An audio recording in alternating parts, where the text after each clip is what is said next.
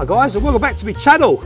I'm underneath this Superman cape at the moment, trying to get a photograph on large format of this Agfa Record 2 camera. And today there's a power cut in the house, and I've got nothing else better to do, so I thought I might as well take some photographs. At least I ain't got to use no electricity. Right, batteries in the camera. This is all manual. Let's get back under here. So I've got this real simple setup. One of my light stands sitting there, which I put this piece of card on, which I've already sprayed. If you haven't seen the video where I made this mottled background, I'll put a link in the description if you want to see how I made this board. I use it quite a bit. And on the background there, I've just thrown some craft paper roll, stuck it up with some gaffer tape, or masking tape, sorry, on the wall, and a little bit of a tripod here. Stick the camera on there, and I'm going to use this to bounce some light back in. This is just a cardboard box, nothing fancy, just to bounce a little bit of light back in from the window. So on the front of the camera, this is what they call the front standard, and with this I can bring it up or down, which is called rise or fall, and it all changes the perspective of the image that you're seeing on the back of the ground glass. And then I've got the tilt on the front as well, front tilt. You can see this is an Intrepid camera. I reckon some are probably easier to use, but you can see that's the front tilt there. Again, it's going to change the perspective and warp the image if you like, and then that's back to standard, maybe, I don't know what they call it, normal. And this is the back standard, I think that's what they call it. And here I've got two little knobs there, I can release it, and again I've got tilt on the back as well. And also I've got a little knob under here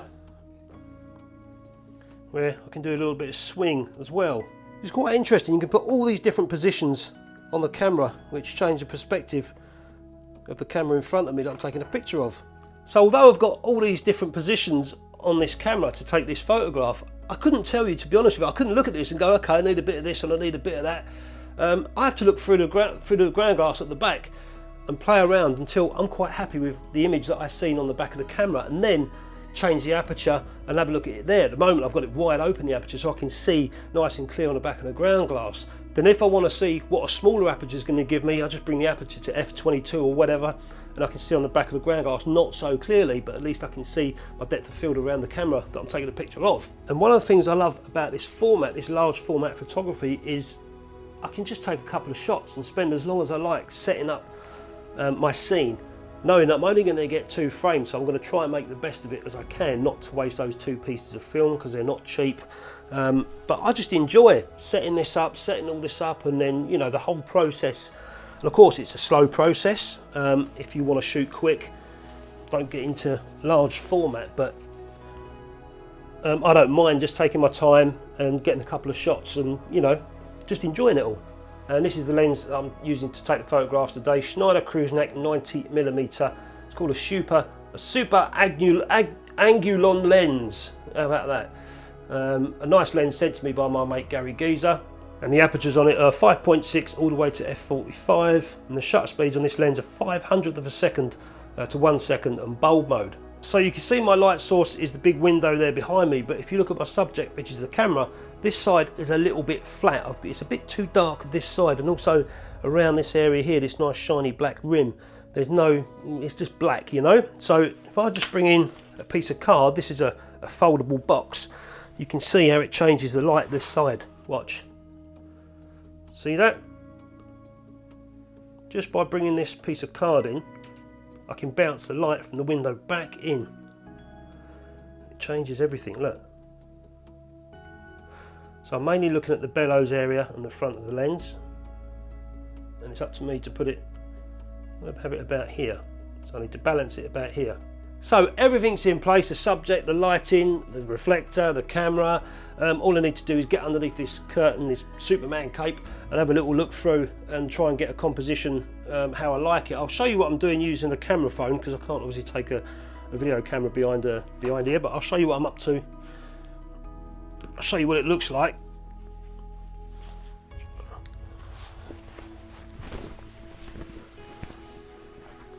Yeah. This is where I have to bend my knees, you see, look, not too clever. Show you what I've got. Oh, that's me, hello. Do it the other way around. Oh Oh man, this is mental. So there's my ground glass, you can see, and that's the image that I've got there. But I just need to get some things focused in so I can get the front of this focused, and hopefully the whole of the camera and a little bit of that cable release as well. See how we get on, I'll show you. Right, I can see better now without the video camera in the way. Right, first of all, let's get a composition, come down a bit. I like to let the image breathe as much as I can. I don't want to fill the whole frame up with camera. I've got to have some background in there somewhere. That looks quite nice. I can see the AGFA record. So now I'll just start playing with the front. I don't need to rise or fall. A little bit of tilt, what does that do? I'm just trying to focus on the lens. Okay, I'll keep it there and I'll tilt the back. These glasses are steaming up now. Tighten that up. Bring the aperture down, see that's wide open, obviously shallow depth of field. Let's close the aperture. I think I'm pretty happy there. Bring the phone in, I'll show you my composition. If you guys can see through the phone, but that's my composition there. Obviously it's upside down. That's my composition. A bit of the cable release. I've got some breathing space at the bottom into the camera. So we'll take that shot, see how it looks.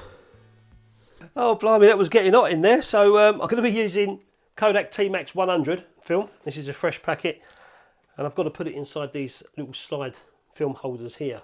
And then once I put 2 sheets in there, put it in the back of the camera, I can take 2 shots, one like that, and then I'm going to change the composition around, get a bit closer to that lens, maybe an open more shallow depth of field, and see what happens. So I'll have 2 photographs of 2 compositions of that camera. So I've just got to go in the dark and put these in. Alright, so I've got 2 sheets of film inside this film holder, one there, one that side. All I need to do is put it in the back of the camera and take my shot, but most importantly I've got to make sure that I close the lens. I had the lens open so I could see, I had the aperture open so I could see what I was looking at when I was composing the shot. Easy thing to do is to forget that you've got it open, so I've just closed it. And the last thing to do is a bit of meter reading against the light coming from that window. Do I want to point it towards the window or towards the camera? Towards the camera is giving me 16.7, and the window is giving me about a third of a stop more, or less light I would say. I'm going to point it towards the camera, so it's giving me 16.5 at 1 second. Dark slide out, take a shot.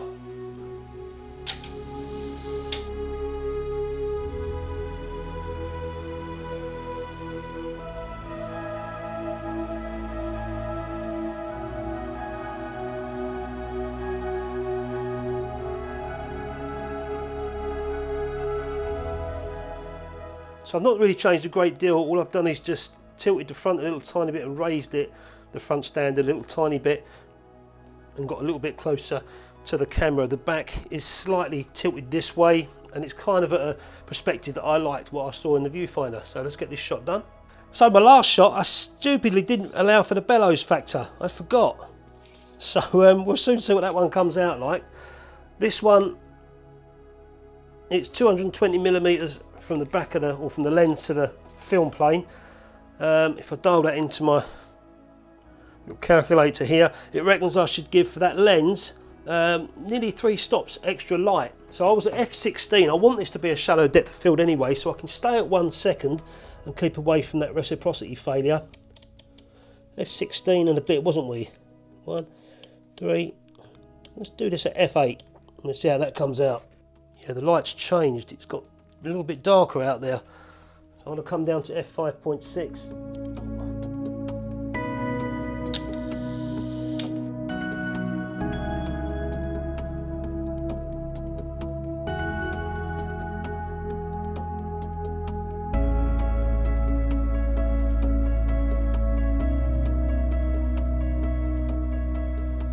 So that's it, 2 shots. One I know is going to be underexposed, which is a bit of a pain, but the other one, lucky I noticed that I wasn't allowing for my bellows on the second shot. Like I say, I'm not always shooting large formats, so sometimes I've actually done that before, forgotten. I must keep a checklist, maybe put a little checklist on the back of the camera. That way it will remind me to measure my bellows extension whenever I shoot large format. Anyway, let's get this camera away from the window. We're going to get this developed and see how they look. I reckon they'll both be alright actually. The first one will be underexposed, I know that, but Let's see what happens. So this is a Stearman Press 4x5 tank, and in the dark I've now got to take these films out and slide one in each side of this carrier, put it inside there, come back and do me developing. Pretty simple stuff. So the films are inside the tank. I'm going to use Rodinal to develop this, 1 part to 50. I'm just mixing 600ml water with 12ml of Rodinal. I've been using Rodinal quite a bit lately. I've got a lot to get through, so I've been enjoying using it lately and experimenting myself with different inversions and different times, and I've been getting some nice results. It's a good developer. I've got all this to get through. Look, lucky Silverprint sent me this, silverprint.co.uk. They had a few bottles of Rodinal that they couldn't sell because they were damaged packaging, and so they sent it to me to play with. How kind was that? Thank you very much, Silverprint. So there's my Rodinal. Let's get developing. So I'm going to go with 12 minutes, 1 part to 50 with this. What I could have done with that one that I thought was maybe 2 stops underexposed, I could have put that in a separate tank and overdeveloped it, and in fact gone too far pushing it. But I'm just going to put them both in the same tank and develop. So let's give it a good develop. Let's go. So the film is all fixed and washed. Here they are inside the little carrier here. Let's have a look. That's the first one. There's the second one. That was one I thought was underexposed. And George, shut up. Yeah, it is underexposed, just as I thought. But we'll leave it to dry. They're quite purple. Maybe I should have fixed a bit longer, but it's only dye in the film maybe. Yeah, and that one don't look too bad either. So look. And I haven't got them pissed either inside the... They don't look too bad. I haven't got them wonky either, so it looks like I've put them inside the holder okay this time. I thought I didn't. No light leaks.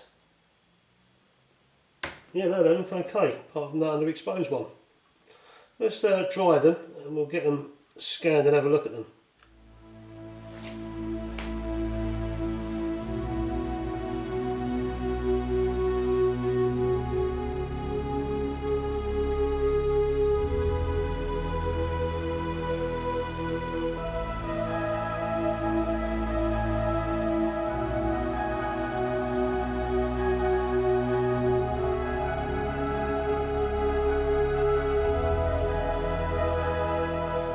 So that underexposed one came out better than I thought. It was probably a couple of stops underexposed, but not as bad as I thought. Yeah, it's a little bit thin, but I managed to recover it. Even in the darkroom, I'd be able to recover that. I scanned these, as you know, but the second one that I shot, which was close up, you can't really see these negs, but I've already showed you them. That's come out nice as well. I don't know why these are more purpley than this Kodak film. Sometimes it goes purple. A little bit more fixing can sometimes get rid of it, but sometimes I notice that it doesn't. So, but it doesn't bother me because it's still transparent and still works. And as for large format photography, yeah, it is a little bit of a pain to set up, and some people in the comments might turn around and go, just shoot digital. Well, I did, and I sent an image of it to me mate, and I said to him, look, I said, have a look at this. 2 hours setting up these 2 photographs. I did this one in a couple of minutes with digital, but you know, the whole process I find enjoyable, and the challenge of trying to get a large format photograph onto film I find enjoyable, you know. So for me, that 2 hours without electricity indoors was time well spent. A little bit of education for myself, a little bit of learning, a little bit more practice with the large format, and I come out with a couple of images or photographs that I really liked. And when I look at the photographs that I took, the first one, I noticed the composition. Man, I just got that blank space sitting there at the top right of the composition. You can see it, like it's just sitting there floating in air. I was like, ah, damn. I wish I'd pulled it over a little tiny bit and just got more of the camera in. I didn't spot it at the time through the viewfinder. You know, I've got the cable release sitting there, that old cable release. That looks quite nice. It's just that blank space at the top which puts me off. So that's why I preferred the second shoot when I went closer in on the lens. And then even so, when I look when I look at that. The name of the lens is upside down if I just turned it around a little tiny bit. But, you know, it's neither here nor there. It's just picking holes in your own work, you know. But I can always do it again next time. I enjoyed the shoot. I enjoyed the developing. I enjoyed talking to you guys and the experience of shooting large format photography. So anyway, guys, hope you enjoyed the video. Let us know in the comments if you shoot large format and if you would have done anything different. And let us know about the compositions as well that I took. Did you notice the space up at the top right that I said, and also the lens being upside down, the name of the lens upside down on the close-up shot? Let us know in the comments. I enjoy reading your comments and learning from them, and I'm sure others do as well. So let us know in the comments. Thanks a lot, guys, for watching the video. Thanks for all your support over the year, and I hope you've enjoyed the videos that I've been punching out. Have a great Christmas, be safe and all that stuff if you're into Christmas, and I'll catch you next time. So anyway, guys, thanks very much for watching the video. The electric in our house is still out. Look, the Christmas lights ain't even on, but at least I'm saving a few quid off the extortionate thieving electricity companies on the UK at the moment. Have a great Christmas, guys. Thanks very much for supporting the channel.